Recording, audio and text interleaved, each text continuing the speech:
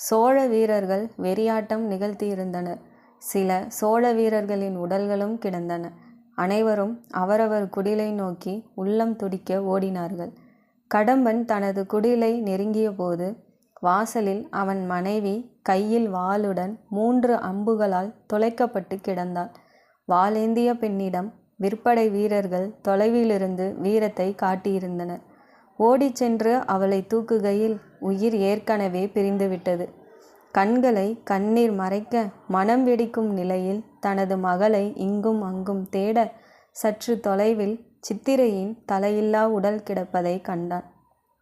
உடல் நடுங்கி உயிர் உறைந்த கடம்பன் மெதுவாக நகர்ந்து சித்திரையின் உடலை கையிலேந்த அவளின் ஒரு கை அவன் செதுக்கி தந்திருந்த மரபொம்மையை இறுக பற்றியிருந்தது. உடலை கட்டி அணைத்து தூக்கி கொண்டு தளர்வாக எழுந்து மனைவியை நோக்கி நடக்கையில் சித்திரையின் வெட்டெறியப்பட்ட தலையை கண்டான். உடலை மனைவியின் அருகில் வைத்துவிட்டு உயிர் துடிக்க குரல் விம்ம அருகே சென்று சித்திரையின் தலையை கையில் எடுக்க அவளின் வெறித்த விழிகள் அவனையே பார்த்து கொண்டிருந்தது.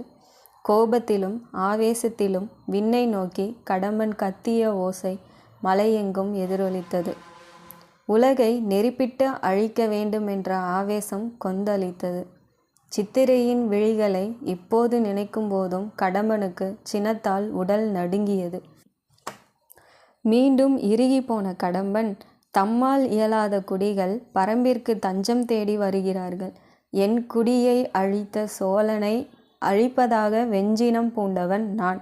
பிழைக்க உயிர் தரித்தவன் அல்ல, அழிக்க அவதரித்தவன். எனக்கு தேவை தஞ்சம் அல்ல, தலைக்கு தலை என்றான். கடம்பன் கூறியதை கூர்ந்து கவனித்த முடியனின் மனது பளிச்சிட்டது. முடியன் அமைதியானான்.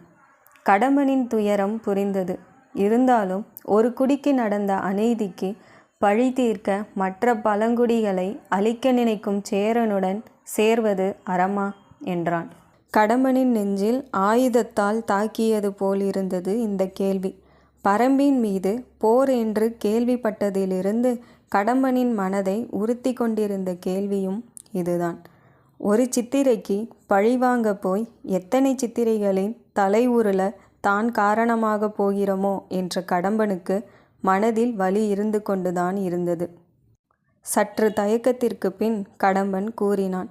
அறம் என்பது அவரவர் நிலையை பொறுத்தே அமையும். மன்னனுக்காக கொலை செய்வது போர் அறம். தன் குலத்திற்காக பழி தீர்ப்பது குல அறம்.